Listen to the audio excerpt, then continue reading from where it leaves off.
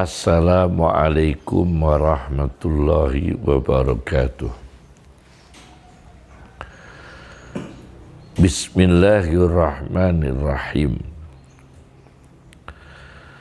Mencari ilmu pengetahuan yang bermanfaat sangat terpuji dan dimotivasi, didorong oleh agama Islam.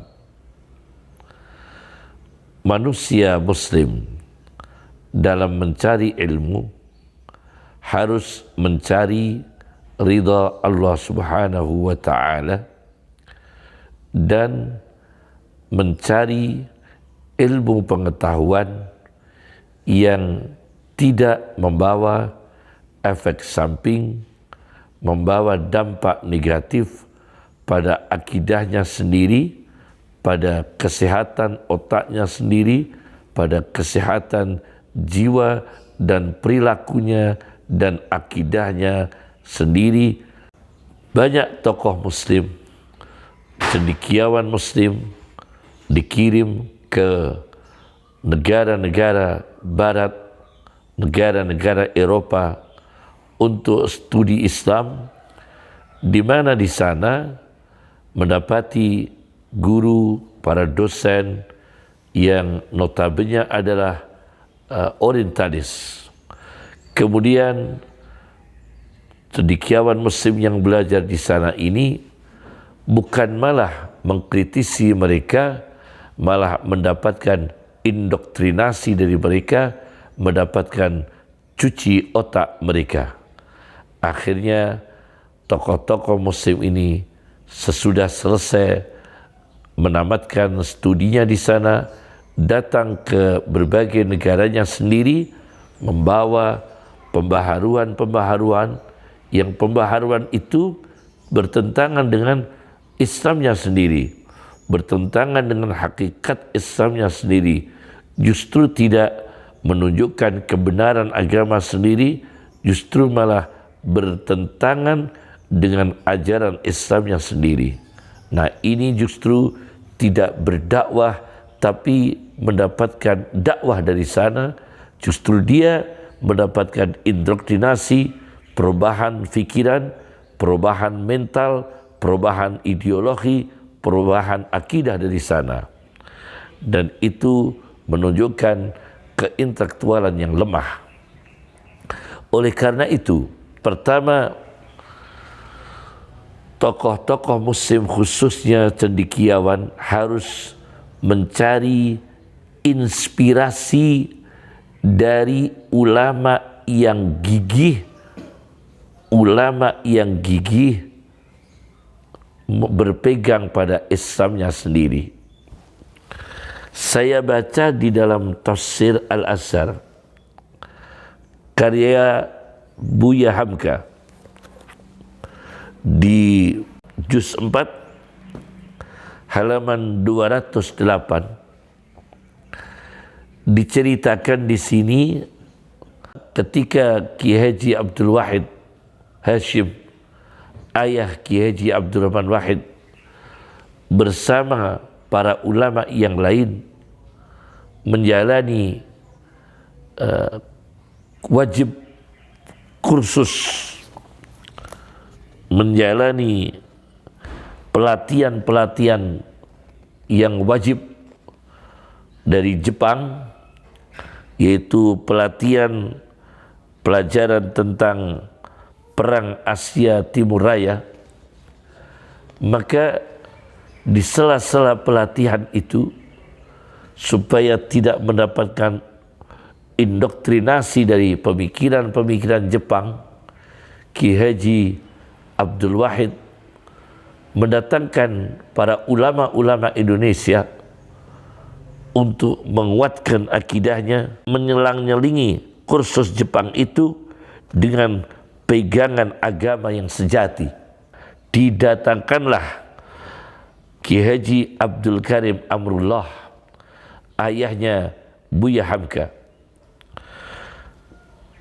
Kemudian Ki Haji Abdul Wahid Hashim mengutip pidatonya Ki Haji Abdul Karim Amrullah ayah Buya Hamka di depan tentara-tentara Jepang dan didengarkan para ulama yang ikut kursus itu, apa yang disampaikan ialah ayat 196, 197 surat Ali Imran.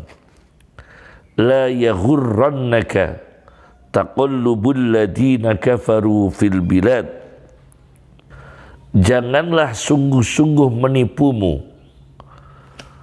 berbolak-baliknya aktivitasnya orang-orang kafir, bepergiannya orang-orang kafir di berbagai negeri dalam kesibukan orang kafir di berbagai negeri, ketinggian aktivitas orang-orang kafir di berbagai negeri, sektor ekonomi, sektor teknologi, mereka mendapatkan kekayaan-kekayaan, menguasai moneter, mata'un qalil, itu kesenangan, materi menyenangkan yang nilainya sedikit. Summa ma'wahum jahannam, kemudian tempat tinggal mereka ialah neraka jahannam. Wa bi'sal mihad, dan sejelek-jeleknya alas tidur adalah neraka jahannam, dan di dalam neraka jahannam tidak ada tidur. Yang kedua, cendekiawan muslim yang dikirim ke negara-negara Eropa dan Barat studi di sana harus mengetahui, menyadari, mengakui kondisi sosiologis orang-orang kafir, menunjukkan kesuksesan duniawi mereka di atas pondasi-pondasi kemanusiaan yang lemah. Saya baca di dalam tafsir Al-Mannar. Ini tafsir Al-Mannar, judulnya kecil sekali ini, karya Rasyid Ridha, di jilid 4 halaman 313. Rasyid Ridha mengatakan, wa man iktanaha khalahum al-ijtimaiyah, dan barang siapa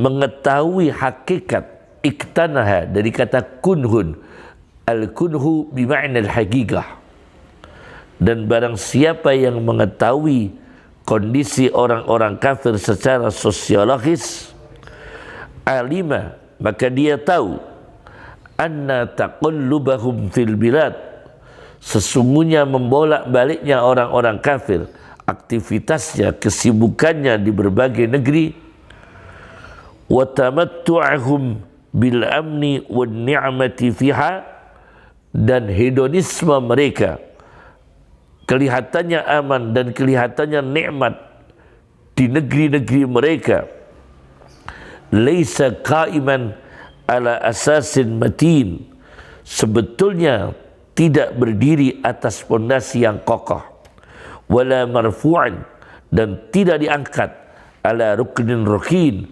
atas tiang yang kuat.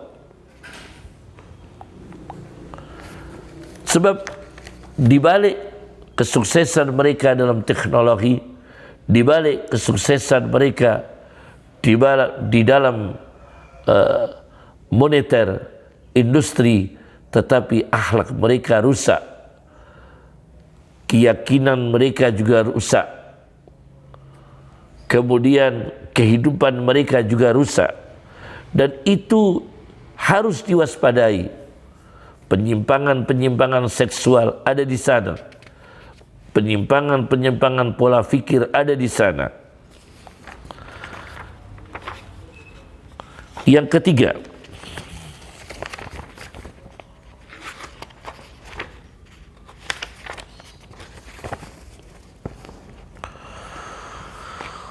Umat Islam yang belajar di barat Eropa menghadapi dosen ilmuwan, para profesor orientalis di sana dan profesor-profesor yang akan mencuci otak umat Islam, hati-hati.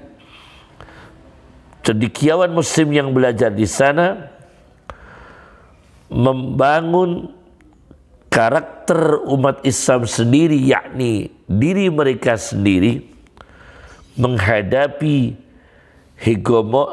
hegemoni orang-orang kafir, menghadapi hegemoni dominasi orang-orang kafir. Saya baca di dalam tafsir An-Nablusi karya Dr. Muhammad Ratib An-Nablusi jilid 2. Di sini dijelaskan, la tusahib, janganlah anda bersahabat, man la yara laka minal fadli mislama tara lahu, orang yang tidak melihat kelebihanmu seperti anda melihat kelebihan dia. Sahib ahlal ilmi, bersahabatlah pada orang yang berilmu, yang pengetahuannya bermanfaat pada kekuatan iman kita, menambah kekuatan iman kita, menguatkan akidah kita, memuliakan kemanusiaan kita, memuliakan akhlak kita. Wasahibil mu'minin, dan bersahabatlah khususnya cendekiawan-cendekiawan muslim yang ada di negara Eropa, negara barat, di mana banyak tokoh-tokoh, pemikir-pemikir muslim yang akidahnya masih lurus, membela Islam. Walladzina yuqaddiruna fika imanak, dan bersahabatlah dengan mereka yang menghargai keimananmu dalam dirimu. Wa yuqaddiruna fika ta'ataka lillah, dan menghargai, memuliakan ketaatanmu pada Allah yang ada pada dirimu. Wa yuqaddiruna fika istiqamatak, dan menghargai istiqamahmu yang ada pada dirimu. Wa yuqaddiruna fika khirsaka 'alal haq, dan menghargai, memuliakan ambisimu, semangatmu untuk mendapatkan, membela kebenaran. Nah, ini penting sekali. Kenapa demikian? Karena ini akan menguatkan posisi dan prinsip karakter yang dipegang oleh cendekiawan muslim yang berada di barat dan Eropa, punya komitmen justru untuk menghadapi hegemoni barat, hegemoni Eropa, bagaimana menjaga agamanya sendiri dan melindungi umat Islam dan membela ajaran-ajaran Rasulullah Shallallahu Alaihi Wasallam. Yang keempat,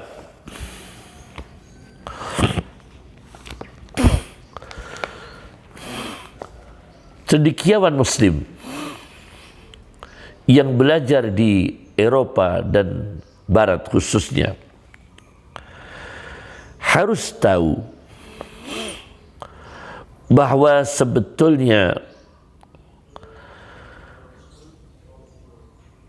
makrokosmos alam semesta ini, mikrokosmos alam kecil atau alam besar,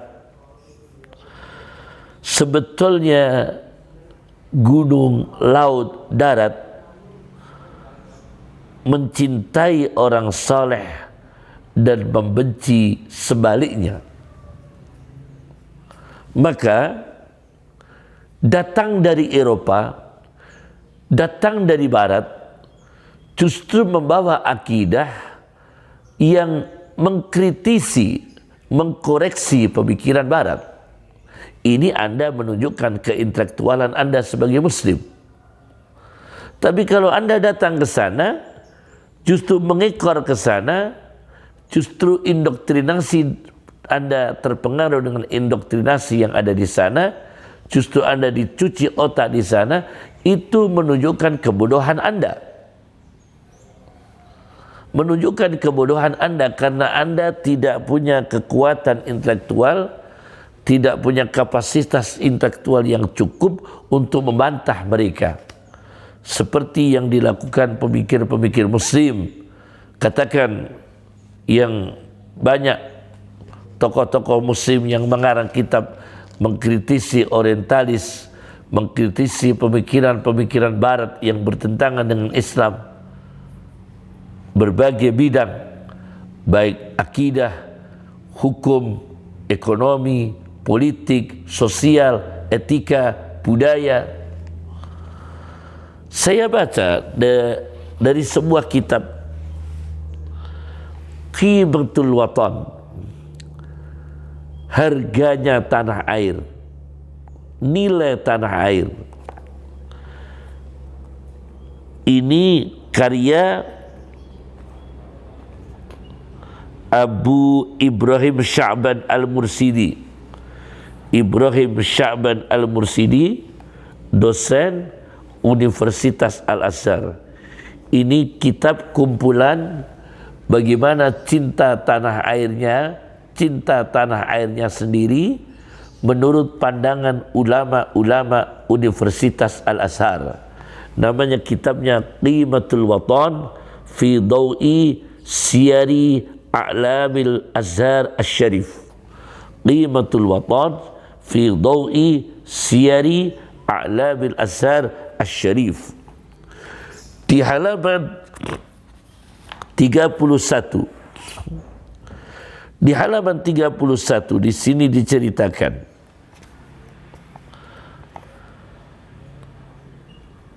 bal innal kauna bima fihi, balik sesungguhnya alam, mikrokosmos, makrokosmos, bima fihi dengan apa yang ada di dalam alam, yuhibbus salihin mencintai orang-orang salih, wa yakrahul asin dan membenci orang-orang yang maksiat. Datang jangan membawa liberal, karena Islam anti liberal. Islam mengikat kehidupan manusia dengan ajaran Allah Subhanahu wa Ta'ala.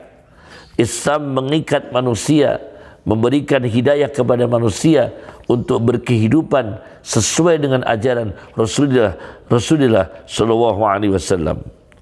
Fal hayawan wal jamad, maka binatang dan benda padat, yabki bisa menangis, wa yafrahu bisa gembira, wa yarda bisa ridha, wa yaghdabu bisa marah, wa yuhibbu bisa menyenangi, wa yakrahu bisa membenci.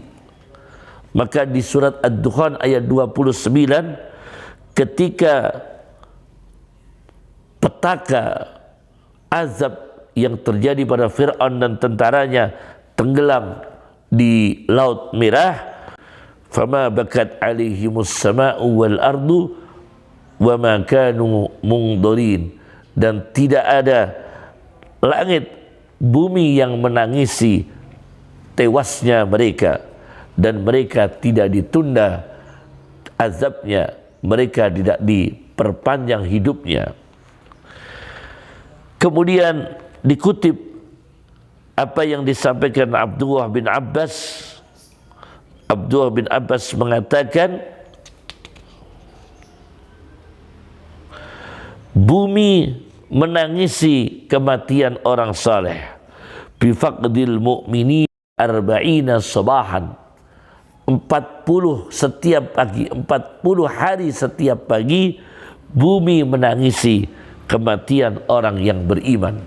Apalagi Anda sebagai cendekiawan, Anda sebagai ilmuwan, Anda sebagai pemikir Islam, Anda sebagai intelektual muslim, belajar di sana, datang membawa marwah keulamaan, datang membawa isul Islam wal muslimin, maka Anda meninggal dunia akan ditangisi oleh alam, ditangisi oleh binatang, ditangisi oleh bumi. Itu tadi yang keempat. Yang kelima,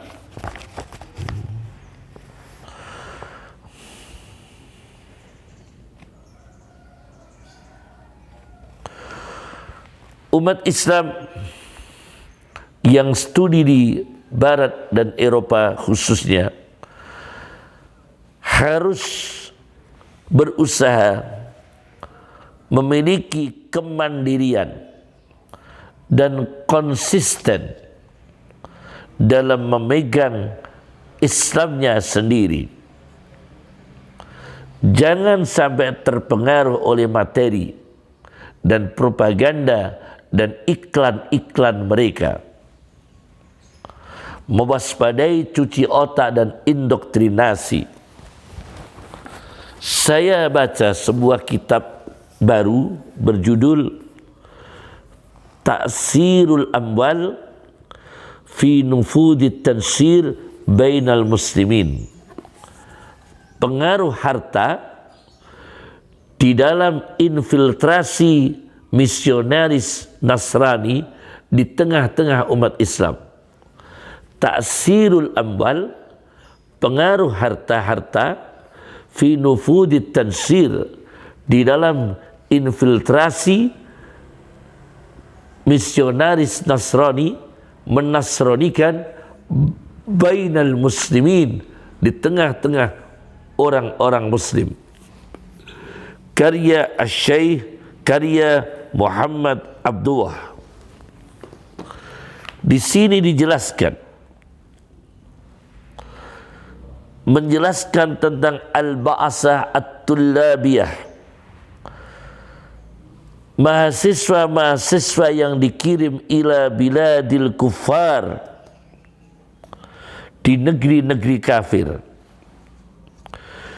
Mereka di sana mendapatkan studi-studi Islam dan Arab fi Jami'ah Faransa, di universitas-universitas Prancis dan England, wa Almania, dan di Jerman, wa Amerika dan Amerika, wa ghairiha, dan lain-lainnya.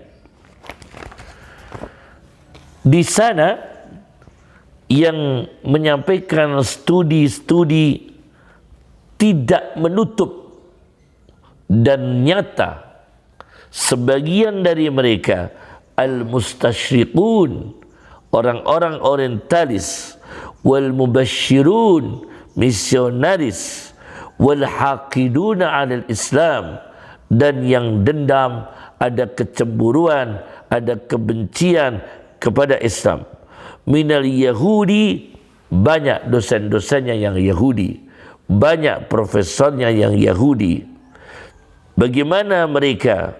Mereka mewajibkan, memikulkan pada pundak mereka sendiri, yakni mereka merasa wajib bagi mereka sendiri ayyughayyiru, untuk merubah fikra, pemikiran, wa akidata hadas syabab, merubah pemikiran dan akidah pemuda-pemuda ini, yakni mahasiswa-mahasiswa muslim yang dikirim dari negara-negara mereka, dari berbagai negara untuk belajar di sana.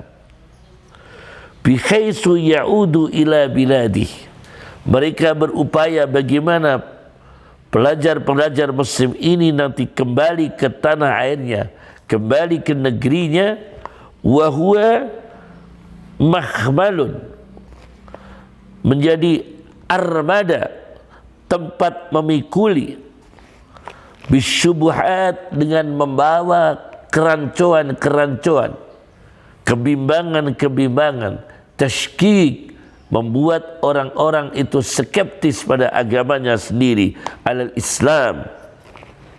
Bahkan datang yudiru dhahrah, membalikkan punggung, memutarkan punggung, yakni menolak, membelakangi, berlawanan lima sadiris saqafah al-islamiyah, pada sumber-sumber kebudayaan Islam.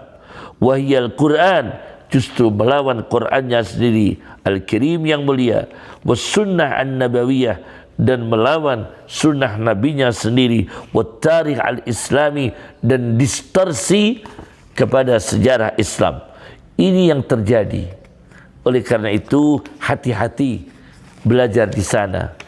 Belajar di sana boleh. Teknologi, kedokteran bermanfaat. Datang membawa kemajuan negara-negara Islam. Teknologi, kedokteran, riset, biologi, fisika, justru untuk menguatkan ajaran Islam, untuk menguatkan teknologi Islam, untuk menguatkan industri umat Islam, untuk menguatkan kemajuan di negara Islam. Tapi kalau belajar akidah di sana, justru datang sering mencuci otaknya sendiri, berubah akidahnya sendiri, dan ini yang berbahaya. Yang terakhir dari kami adalah ilmuwan muslim, cendekiawan muslim justru mendakwai mereka. Datang dari Indonesia sudah punya kekuatan, kapasitas akidah yang kuat, bidang hadisnya sudah cukup, tafsirnya cukup, fikihnya cukup, akidahnya cukup, dikirim ke sana untuk justru infiltrasi mempengaruhi mereka, bukan terpengaruh dari mereka. Ini justru kompetisi intelektual yang sangat tingkat tinggi. Saya baca ini dalam kitab Al-Hadis wal Muhaddisun karya Muhammad. Kami baca di sini para ahli hadis India, ya, dijelaskan di sini anna haula'il qaum, sesungguhnya inilah kaum yang rata-rata ahli hadis dari India, lam taftinhum al-madaniyah al-gharbiyah, tidak membawa fitnah kepada mereka peradaban barat, andinihim, untuk meninggalkan agama mereka, bal innaha zadadhum tamassukan bih, justru ulama India yang ada di sana melihat peradaban barat yang ada di sana, menambah pegangannya ulama India pada agamanya sendiri, yakni Islam. Wa ta'assuban lahu, dan fanatik yang positif, yakni berpegang teguh, tidak destruktif, tidak teroris, fanatik yang moderat. Wa ta'assuban lahu, fanatik yang moderat terhadap agamanya sendiri.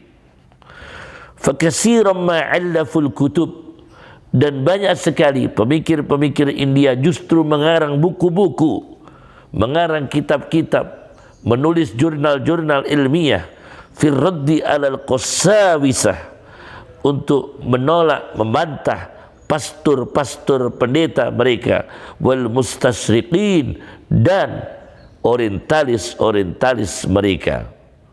Nah, ini luar biasa. Fayantasiru haqqal muslimin, maka menolong, membela haknya orang-orang muslim, ala batilil mustasriqin, membantah, menunjukkan kerancuan, kesesatan, kebatilan orang-orang orientalis. Bahkan disebutkan di sini ada Dr. As-Sayyid Mu'addam Hussein, mengajar di Universitas Oxford, mengajar di Universitas Oxford di England, di Inggris. Beliau menyempatkan untuk menunjukkan keintelektualan hadis Nabi, keintelektualan, keilmian sunnah Nabi SAW. Beliau sampai menerbitkan kitab Ma'rifatu Ulumil Hadis, ilmu mustalah hadis, tentang bagaimana mengetahui ilmu-ilmu hadis, karya Al-Hakim yang punya kitab Al-Mustadrak. Dan beliau juga menyampaikan ringkasan yang berharga dari sejarah pembukuan hadis, supaya mereka orang-orang orientalis tidak serta-merta membabi buta, menghantam hadis, menyalahkan hadis, mengkritisi hadis dengan tujuan menyesatkan. Dan itu harus diwaspadai cendekiawan para mahasiswa muslim yang ada di sana. Cukup dari kami. Assalamualaikum warahmatullahi wabarakatuh.